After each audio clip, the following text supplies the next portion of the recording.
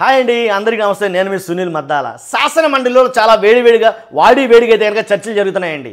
ఎలా అంటే వైఎస్ఆర్సీపీ సభ్యులు తాటిపర్తి చంద్రశేఖర్ గారు కానీ, అలాగే మత్స్యరాస విశ్వేశ్వరరాజు గారిని, అలాగే దాసరి సుధా గారు కానీ, ఇలా చాలామంది, అలాగే కొంతమంది ఎమ్మెల్యేలు ఏమడిగారు అంటే ఒక ప్రశ్న అడిగారు. ఆ ప్రశ్నకి సమాధానం మంత్రి చెప్పారు. అది కూడా ఏంటంటే టూకీగా చెప్పడం జరిగింది. అసలు ఏంటి ఆ ప్రశ్న? మనం వీడియో చేయాల్సినంత ఇంపార్టెంట్ అయిన ప్రశ్న ఏంటంటే కనుక నిత్యావసర ధరలు పెరిగాయా లేదా?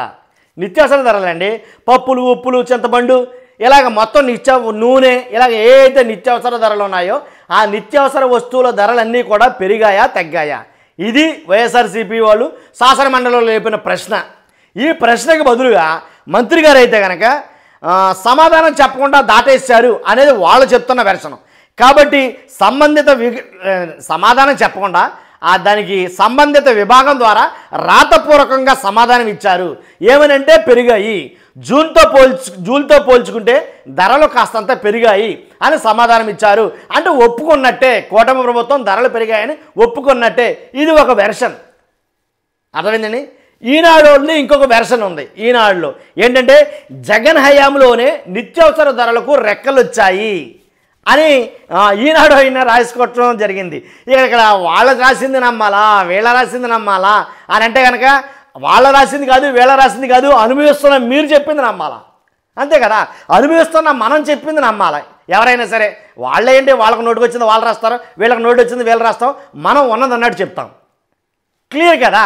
కాబట్టి ఇవాళ నూనె రేటు ఎంత ఉందా అంటే కనుక ఇంచుమించుగా ఒక్కొక్క నూనె ప్యాకెట్కి, లీటర్ నూనె ప్యాకెట్కి 30 రూపాయలు 40 రూపాయలు పెరిగిన సందర్భం ఇది. పెరిగిందా లేదనేది మనకు తెలుసు, కొంటున్నాం కాబట్టి. రాసేవాడికి ఎంత తెలుస్తుంది?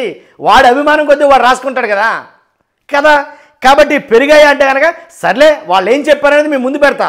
విజ్ఞులు కాబట్టి మీకు అర్థమైపోతుంది ఆటోమేటిక్గా ఏది నిజం ఏది అబద్ధం అనేది. నేను చెప్పనవసరంలా, మీరే డిసైడ్ చేస్తారు. కాబట్టి నిత్యావసర ధరలు ఎలా పెరిగాయి జగన్మోహన్ రెడ్డి గారి హయాంలో అనేది ఒక ఆర్టికల్ రాసుకొచ్చాడు ఈయన. ఏంటి, మండలిలో ప్రశ్నలు ఏమైనా ఎత్తారు వైసీపీ సభ్యులు, మండలిలో ఉండే మంత్రి చెప్పాడు. ఆయన ఏమనంటే కనుక కరెక్టే, వాస్తవమే, కొద్ది గొప్ప పెరిగాయని. కానీ వీళ్ళ వెర్షన్ వేరేగా ఉంది. ఈనాడు వారిది చాలా చిత్రంగా ఉంది. ఒక్కసారి చెప్తాను మీకు. అది ఏంటంటే ఆర్థిక సామాజిక సర్వే అని ఒక సర్వే ఉంటుందండి. ఆ సర్వే నిత్యావసర ధరల మీద అన్నింటి మీద కూడా సర్వేలు చేస్తూ ఉంటుంది. ఎప్పటికప్పుడు అప్డేట్ చేసి ఇదిగో ఎంత పెరిగాయి అని సర్వే చెప్తూ ఉంటుంది.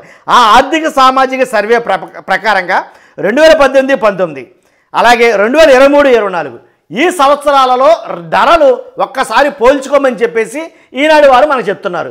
ఆయన ఎలా చెప్తున్నారంటే కనుక జగన్ హయాంలో ధరలు ఆకాశంలోని రెక్కల ఏదైతే అది. కాబట్టి ఏంట్రా అంటే కనుక ఇప్పుడు చూద్దాం 2018-19 2023-24లో ఎలా పెరిగాయి. కందిపప్పు చూసుకుంటే కనుక 2018-19లో 64 రూపాయలు మాత్రమే ఉందంట. అంటే 2018-19 ఎందుకు చెప్పాడంటే 18-19 చంద్రబాబు నాయుడు గారి హయాం. క్లియర్ కదా. చంద్రబాబు నాయుడు గారి హయాంలో 18-19 అనలేను కానీ చంద్రబాబు నాయుడు గారి హయాంలో కందిపప్పు 64 రూపాయలే ఉందంట. కానీ 2023-24 అంటే జగన్మోహన్ రెడ్డి గారి హయాంలో అదే కందిపప్పు 144 రూపాయల 94 పైసలు ఉందంటండి. అంటే 125% వ్యత్యాసం ఉంది రేట్లో. బాగా ఎక్కువ ఉందన్నమాట జగన్మోహన్ రెడ్డి గారి హయాంలో ఈనాడు వారి లెక్కల ప్రకారంగా. బియ్యం చూసుకుంటే కనుక చంద్రబాబు నాయుడు గారి హయాంలో 29 రూపాయలు ఉందంటండి. అదే జగన్ గారి హయాంలో 39 రూపాయల 28 పైసలు ఉందంట. 31% వ్యత్యాసం ఉంది. సన్ఫ్లవర్ ఆయిల్ చూసుకుంటే కనుక చంద్రబాబు నాయుడు గారి హయాంలో 89 రూపాయలే ఉందంటండి. 89 రూపాయల 14 పైసలు మాత్రమే ఉంది, బాగా తక్కువ. అలాగే జగన్మోహన్ రెడ్డి గారి హయాంలో చూస్తే 117 రూపాయల 37 పైసలు ఉందంటండి.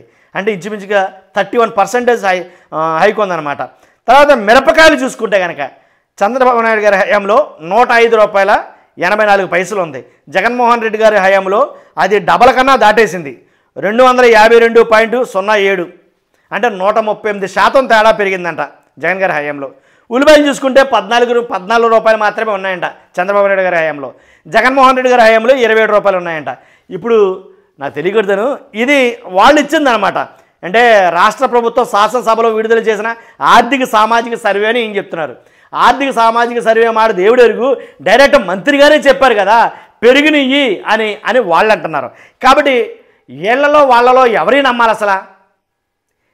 దేని ధరలు ఎక్కువ రేటు అసలు?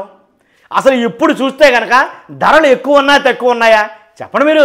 అలా సైలెంట్ ఉండేలాగా కసి కామెంట్ చేయండి. ఎవరి హయాంలో ధరలు ఎక్కువగా ఉన్నాయి, ఇప్పుడు ఎలాగ ఉన్నాయి? బాగా తక్కువగా ఉన్నాయా? బాగా తక్కువగా ఉన్నాయా? మొత్తం ఎక్కడెక్కడ ధరలన్నీ తగ్గిపోయినాయా? రేట్లు తగ్గిపోయినాయా? నాదెండ్ల మనోహర్ గారు ఒక మొన్న అంటే రీసెంట్గా కాదు, జస్ట్ ఓ 10 days బ్యాక్లో అన్నట్టున్నారు, ఏంటి ప్రస్తుతానికి అయితే కనుక అన్నీ తగ్గించాం మేము, ధరలు కూడా చాలా బాగా తక్కువగానే ఉన్నాయి అని ఆయన కూడా అన్నారు. నిజంగా మీకు అర్థం కావట్లేదేమో, ధరలు ఎక్కువ ఉన్నాయి అంటున్నారు. కాబట్టి ధరలు ఎక్కువ ఉన్నాయి తక్కువ ఉన్నాయి మీరు చెప్పాలి కదా, చెప్పండి. మరి అయితే కనుక నా అభిప్రాయం ఏంటో నేను చెప్పా. కాబట్టి ఈనాడు వారు ఏమంటున్నారు లేదా శాసన మండలిలో ఏమంటున్నారో ఇవన్నీ క్లియర్ కట్గా సంవత్సరాలతో సహా నేను మీకు ఎక్స్ప్లెయిన్ చేశాను. ఇప్పుడు అసలు కొనివాళ్ళు మీరాయే, మీ అభిప్రాయం ఇంపార్టెంట్ అయ్యే. కానీ మీ అభిప్రాయం తెలియజేయండి. ఫస్ట్ కనుక ఆంధ్రప్రదేశ్ తెలియాలంటే కనుక ఫస్ట్ మీరు లైక్ చేయండి. అందరికీ చేరాలంటే కనుక లైక్ చేస్తే ఎక్కువ మందికి వెళ్తుంది, అది నా అభిప్రాయం. అంతేకాదు నాకు కూడా మోటివేషన్గా ఉంటుంది. మరి ముఖ్యంగా కొత్త వాళ్ళైతే మన ఛానల్ సబ్స్క్రైబ్ చేసుకోండి. ప్రజల సమస్యల మీద మాత్రమే మన వీడియోలు ఉంటాయి. తర్వాత ఇంకొక మాట ఏంటంటే పార్టీలకు అతీతంగా వీడియోలు ఉంటాయి. అందుకే అభిప్రాయాన్ని మీకు వదిలిపెడుతున్నా. Thank you very much.